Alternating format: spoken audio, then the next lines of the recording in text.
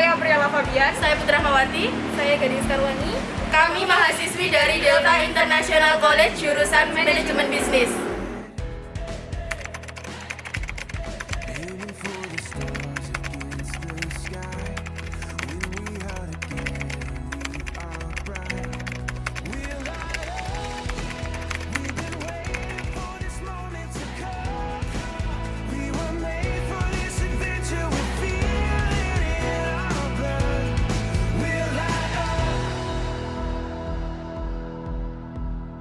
Eyes open wide and the world is before us. We are the sound of a beautiful chorus, holding to the feeling, you and I. When we are together, we are bright. We're light up. We've been waiting for this moment to come. We were made for this adventure. We feel it in our blood. We're light up. We have everything we need and we know we were made for this adventure and we were made to go. We're light up.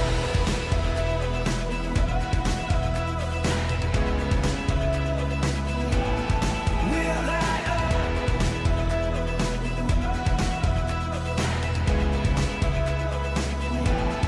Aiming for the stars against the sky. When we are together, we are bright. We're light up. We've been waiting for this moment to come. We were made for this adventure. We feel it in our blood. We're light up. We have everything we need and we know we were made for this adventure and we were made to go. Selamat pagi. Perkenalkan saya Putri Mawati dan rekan saya. Saya Priala Fabian. Dan saya Gadis Karwani. Kami dari DIC Delta International College. Tujuan kami ke sini untuk sesi wawancara dengan Bapak di sini untuk hotel ini sendiri. Oke, Bisa kita mulai sekarang? boleh, silakan. Untuk perkenalan dulu Bapak, dengan Bapak siapa? Oke, baik, selamat pagi Selamat semuanya. pagi. Pagi semuanya. Perkenalkan, nama saya Aris Luhur atau biasa dipanggil Opa. Saya adalah eksekutif marketing and communication di Vietnam. Di sebelah saya, silakan. Oke, saya Andika sebagai Human Resource Department-nya bagian ngurusi orang gitu. Baik, saya lanjutkan untuk pertanyaannya Ya. ya. Untuk yang pertama, boleh diceritakan sedikit tentang asal mula Cape Hotel ini? Oke, sekilas tentang Cape Hotel ini, kenapa harus dibangun ya di Iya. adanya Cape Hotel. Jadi melihat dan mempertimbangkan tingkat kunjungan yang luar biasa di Sidoarjo dengan hanya satu atau dua hotel yang ada di Sidoarjo, maka dari pihak Audit Company memutuskan mempunyai badan usaha yang bergerak di bidang jasa pelayanan hotel.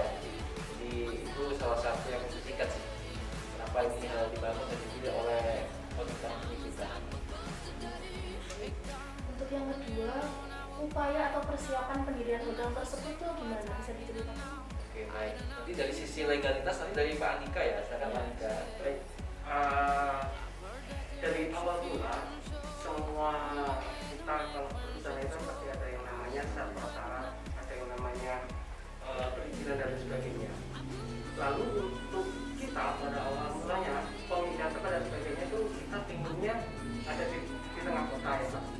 Bisa jadi landmark juga, siapa tahu dan itu sudah ada beberapa pertimbangan juga. Lalu untuk perizinannya, alhamdulillah tidak ada kendala, tidak ada masalah, semuanya sudah mulai tertata bagus, mulai dari yang pihak perizinan dari Pemkabnya, Pemprov-nya, atau langsung dari kementerian, semuanya sudah kita lalui, baik itu yang sipil, maupun yang non sipil. Jadi itu nggak ada kendala sama sekali. sudah tidak.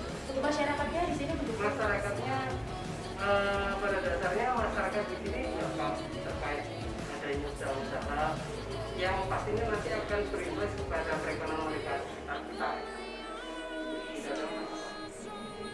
Selanjutnya, kalau soal tempat nih, lokasi itu kenapa milihnya di sini? Kan ada tuh lokasi yang di banyak-banyak tuh. Terus support sistemnya atau milihnya di situ karena deket sana, deket sini tuh gimana? Oke, pastinya ketika kita ingin mendirikan badan usaha kan pasti ada survei terlebih dahulu ya, market survei, kemudian positioning dan sebagainya. Nah itu salah satu sebab tempat ini dipilih karena kita ngobrolnya secara positioningnya sangat tepat sekali karena hanya berjarak sekitar 5-10 menit dari pintu masuk dan pintu keluar dari tol. Terus yang kedua juga di posisi di pinggir jalan raya yang utama.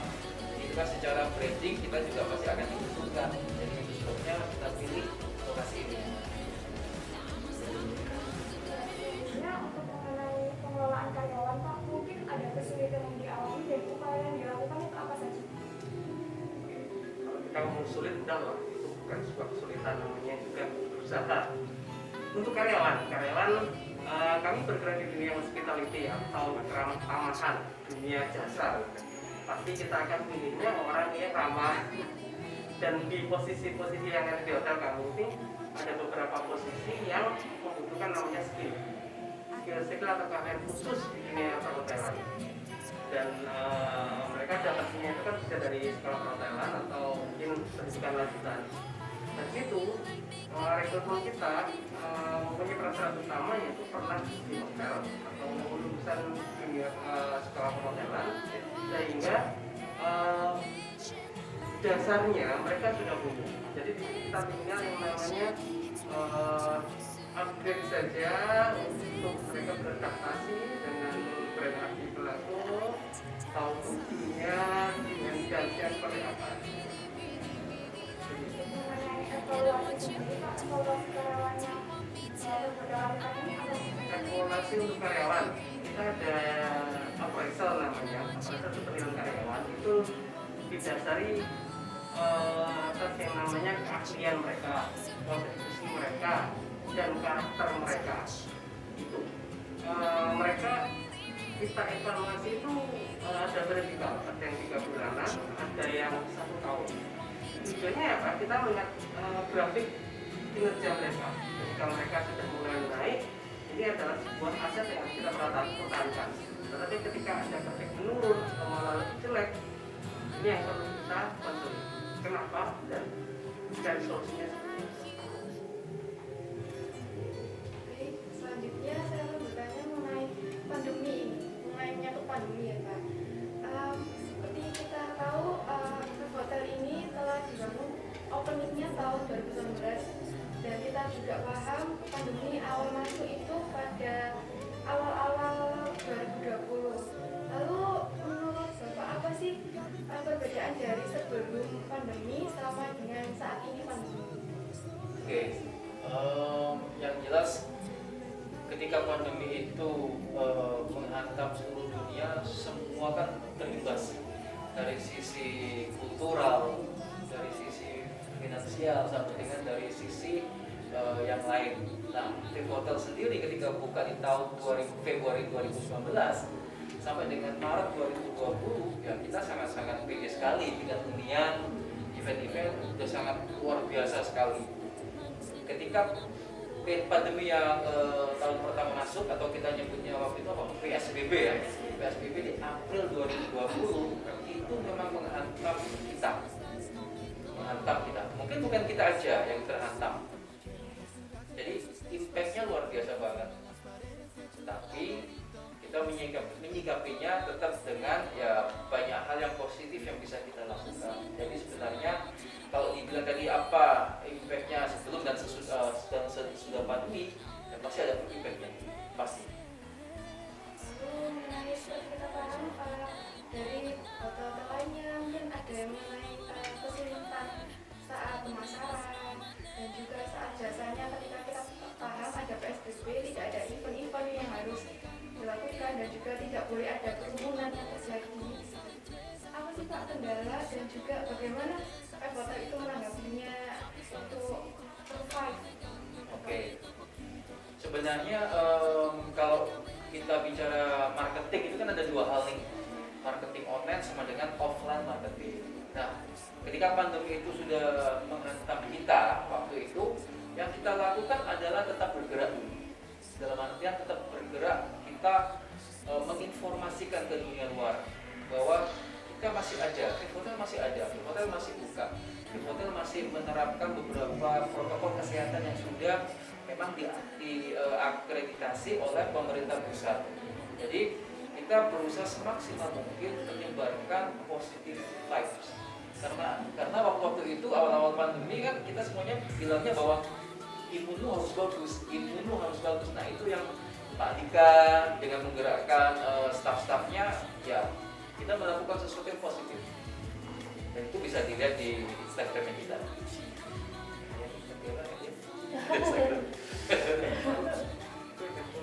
Iya. Oh pasti ya. Siap, Iya. Pak. Jangan lupa follow Instagramnya @sidoarjo.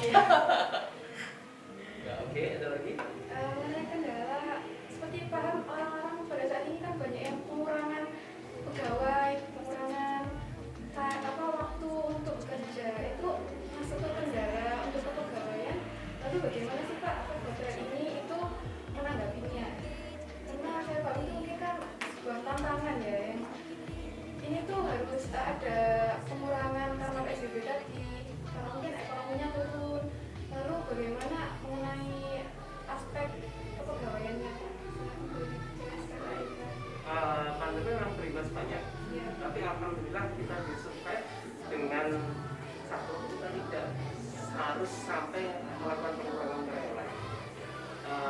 Karena mereka sudah kena yang namanya berita COVID, itu pasti akan membuat mereka worry sih ya, kesehatannya juga.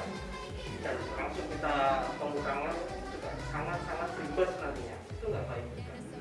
Maka dari itu kita usahakan untuk tidak ada yang namanya pengurangan karyawan. Jadi satu hal, kita bisa tetap menjaga yang namanya motivasi mereka, kita bisa menjaga kehidupan mereka, karena mereka juga sini bekerja itu nggak hanya untuk diri sendiri, pasti mereka juga punya keluarga. Ini yang owner dan manajemen punya ini bukan moral ya, ini adalah moral kita untuk menjaga karyawan kita, karena mereka mengeluarkan hidupnya ke kita.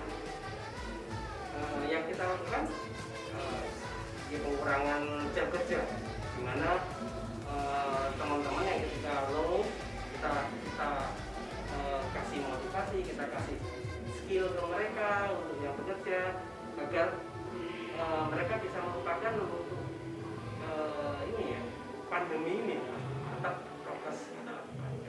Banyak sekali training, banyak sekali usaha-usaha kita untuk membuat mereka tetap aktif.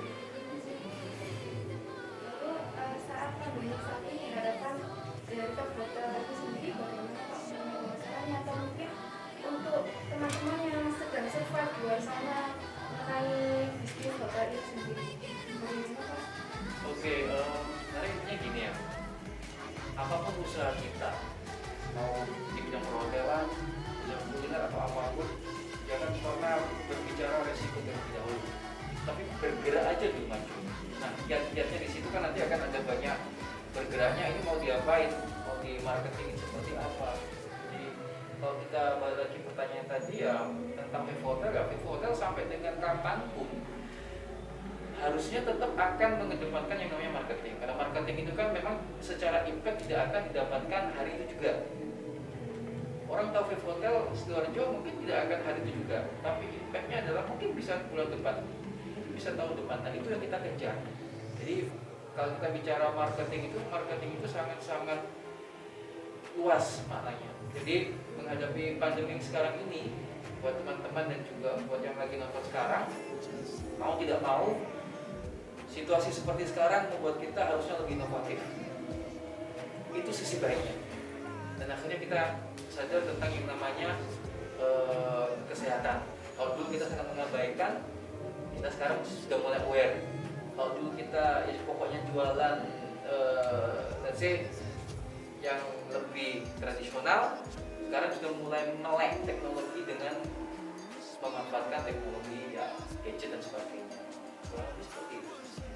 Mungkin teman-teman saya bisa ada yang menambahkan untuk pertanyaan mungkin mengenai kerjasama di kota ini boleh dijelaskan Pak perbedaan kamu dan mungkin awal penelitian pandemi dan sekarang itu bagaimana? Harga sewa apa nih? Kamar atau ruang pertemuan? Kamar. Oke, kalau kita ngomong kamar, kita harga mulai kita sebenarnya kita punya 5 tipe kamar nih di hotel itu. Mulai dari VIP room, kemudian ada fun room, fresh room, VIP room sama VIP room plus. Ini tipe standar sama dengan suite. Jadi VIP hotel kita ini VIP hotel salah satu terbesar di Indonesia yang berada di Sidoarjo. Kamu bisa bangga loh. Alhamdulillah. Tangan dulu ya. Orang kita harus tangan dulu. Terbesar loh. Ini kita di sini terbesar. Jadi harga ya mulai dari 435.000 net per malam. Itu sudah termasuk dengan sarapan pagi untuk 2 orang. Nah, harga ini akan fluktuatif karena tipe kamar pasti akan beda-beda harga. Jadi untuk lebih detail untuk harga dan sebagainya, cek di website kita di sidoarjo.vivhotels.com. Luar biasa. Iya. Dompetnya di bawah. Oh iya. Iya, nanti bisa ditulis di mana. Iya. Aduh, berarti sharing-sharing hari ini sangat bermanfaat. Kami yang belum memulai usaha jadi semangat berusaha, dan manfaat ini semoga bisa tersalurkan oleh teman-teman yang menonton di sini.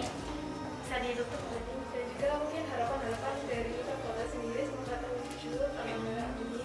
Dan juga semoga untuk Kak Hotel sendiri semakin maju dan juga semoga untuk pegawai-pegawainya semakin jaya. Amin. Mungkin segitu saja dari kami. Mohon maaf bila mengganggu waktunya dan terima kasih atas segala perhatian Bapak dan juga hal-hal yang mungkin bisa lebih menambahkan informasi kami dan juga yang menonton. Terima kasih semuanya. Kita juga terima kasih juga ngobrol-ngobrolnya. Kita mau tutup dengan versi VIP Hotel Sidoarjo. Oke, siap. VIP Hotel Sidoarjo, yes we can yes. Oke, kita ulangi. Yes, bikin yes, oke. Harus semangat dong. Oke, bisa bapaknya yang pimpin aja. Oke, baik. Ya, oke. Oke, kita tutup Yes. untuk sesi kita dengan adik-adik dan Pak Andika yang luar biasa ini dengan salah satu jargon dari VIP Hotel Sidoarjo. Kita mulai 1, 2, 3. VIP Hotel Sidoarjo, yes we can yes. Kita pasti